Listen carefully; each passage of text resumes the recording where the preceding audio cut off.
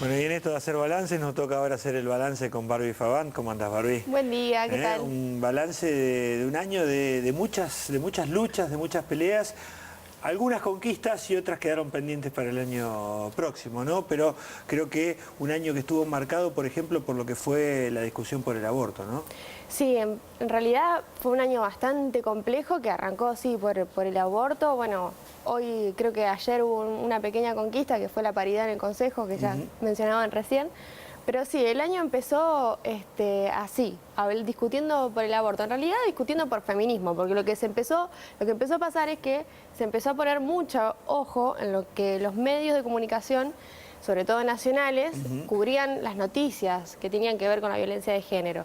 Y a partir de allí se llevó a la pantalla la televisión abierta y cuando se empezó a explicar qué era el feminismo, que es un movimiento social y político que lo que hace es buscar la igualdad entre los varones y las mujeres, presuponiendo que existe una desigualdad efectivamente, a partir de allí se empezó a hablar del aborto, inevitablemente, porque es un problema que preocupa muchísimo a las mujeres en general, porque es una cuestión de salud pública, una cuestión política también, sí, bueno, de viste, intentar ahí, los cuerpos. en el medio de lo que fue esa discusión, creo que se corrió el eje de qué es lo que se estaba discutiendo por momentos, ¿no? Respecto de esto, de que si era una cuestión de salud pública o intervenían otras cosas, ¿no? De los que por ahí se oponían. Sí, por supuesto, esto generó una reacción, este debate abierto que no se había jamás planteado ni en ningún tipo de medio de comunicación. Históricas las exposiciones que hubo, históricas ¿no? las exposiciones, durante 3 meses se discutió esto, que fue un gran avance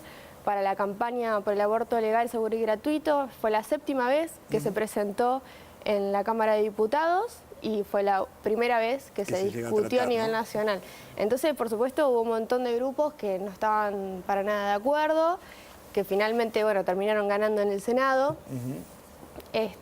Y bueno, lo que abrió fue una catarata también de replanteos y de críticas sociales y políticas del lugar que ocupan las mujeres, digamos, porque eso... Bueno, y hubo movilizaciones realmente impresionantes. Vos tuviste la oportunidad de participar, ¿no? De ir a Buenos Aires frente al Congreso, realmente increíble la cantidad de personas, ¿no? Sí, estuve cubriendo ahí, salimos con un móvil desde acá, por teléfono, las 2 veces, cuando estábamos en la Cámara de Diputados afuera, que estuvimos un rato del lado verde, digamos, del lado que estaba a favor, que se impulse el aborto, que hubo 1 millón de personas afuera del Congreso, y del otro lado también, del celeste, donde había un poco más de impronta que tenía que ver con la religión o con algunos grupos conservadores, que también pasaron por Santa Fe directo a lo largo de todo este debate. Y bueno, después eso se trasladó al Senado Nacional, donde hubo, ya sabemos, amplia resistencia. Hubo 39 votos en contra, 31 a favor, 2 abstenciones.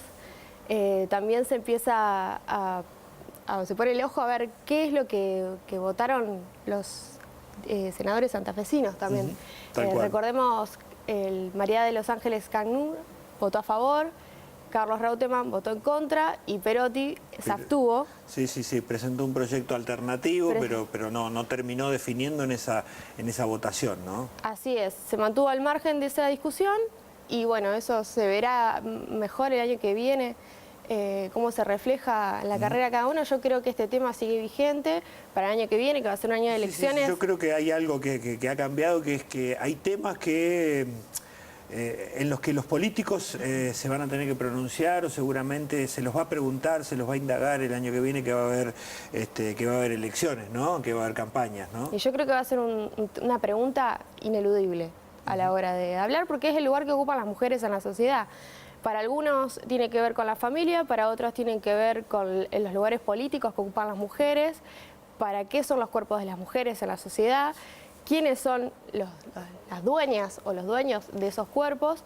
Entonces es un debate que sigue muy vigente y que también generó una serie de explosiones posteriores que tienen que ver con las agrupaciones, con la sororidad, con la intención de empezar a buscar en otras mujeres la fuerza para ir ganando debates políticos, como por ejemplo pasó en Santa Fe con la paridad, que un montón de mujeres se asociaron para poder empezar a discutir eso, la ley de educación sexual integral también, que en la provincia... Bueno, Ese no se fue otro de aprobó. los grandes temas, ¿no? La ESI y bueno, todo lo que se generó a partir de esta nueva... Terminó lo del aborto legal, seguro y gratuito y comenzó otra discusión, ¿no? Claro, en algo que se había entendido, que a lo mejor hubo un consenso a la hora de debatir, que era no que queremos el aborto, pero bueno, que eduquen. educación sexual para decidir, para integrar también.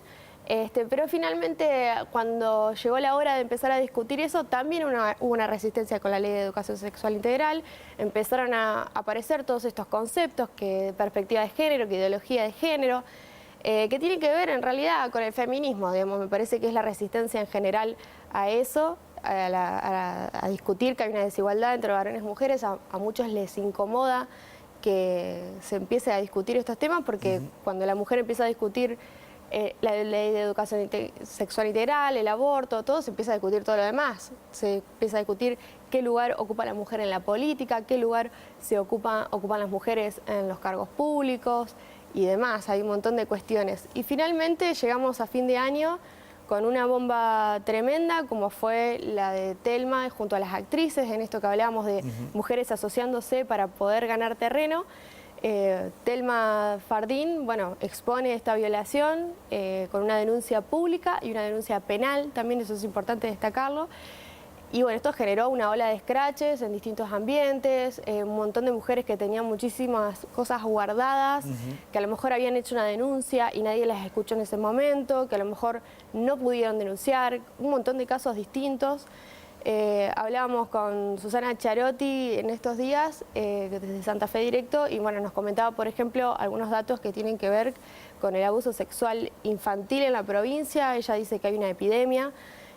También dice que, por ejemplo, de los parientes, de los familiares, ¿no? Claro, incestuoso. Ella habla en la mayoría de los casos, ¿no? que la epidemia es el abuso sexual en general, y en gran parte, en gran medida, tiene que ver con lo que sucede dentro de la familia. Y por ejemplo, también nos decía que solamente un caso de cada 100 que son denunciados llegan a una condena. O sea, se hacen 100 denuncias, solamente 3 llegan a sentencia y una sola llega a una condena. Entonces, eso habla también mucho del Poder Judicial. Y entre las cosas más destacables que pasaron este año, también el pedido de disculpas histórico en el caso SER, que eso también es como siento una jurisprudencia cuando se empieza a hablar de violencia de género, cuando se empieza a hablar de abuso sexual integral, que es un caso de Reconquista del norte de la provincia, donde el juez Nicolás Muschemes no escucha a la víctima y absuelve al acusado sin ningún tipo de investigación. Entonces, bueno, la víctima busca organizaciones de mujeres para exponer que vulneraron sus derechos. Estas organizaciones de mujeres llevan el caso a la ONU. La ONU dictamina que la provincia, el Poder Judicial de la provincia no falló de acuerdo a las legislaciones internacionales, como el convenio de Belén do Pará, por ejemplo, y otros también internacionales que existen como acuerdos en el país. Y bueno, finalmente el Estado provincial, después de un largo proceso, desde 2012, pide disculpas este año, que es por más significativo en cuanto a la historia de los derechos de las mujeres, y eso también sienta un precedente y abre también un reconocimiento de que el Poder Judicial necesita una revisión. Tal cual, replanteos en todos los ámbitos. Me parece que fue un año marcado por esto también, ¿no? Porque por lo menos se comenzaron a exigir a muchos ámbitos la paridad, otro tipo de justicia, otro tipo de decisiones, ¿no? Veremos el año que viene, seguramente hay muchas deudas pendientes, la violencia contra las mujeres sigue presente y lamentablemente son muchos los casos que se conocen. Hasta ahora, hasta octubre, hasta fin de octubre, 18 femicidios en la provincia de Santa Fe, y bueno, muchísimas denuncias. El RUIME esta mañana va a presentar el informe también de las denuncias del primer cuatrimestre. Son más o menos, como vamos a hacer un adelanto, entre 37 denuncias por día, es lo que calculé yo personalmente por la cantidad de denuncias que hubo. Entonces es un dato preocupante, es un dato que hay que atender y hay que empezar a reformular todas las aristas del Estado para ver cómo abordamos estos temas. Tal cual. Bueno, mucho trabajo para el año que viene, Barbie. Va a estar ajetreado, sí. ¿Nos vemos en 2019? Nos vemos en 2019.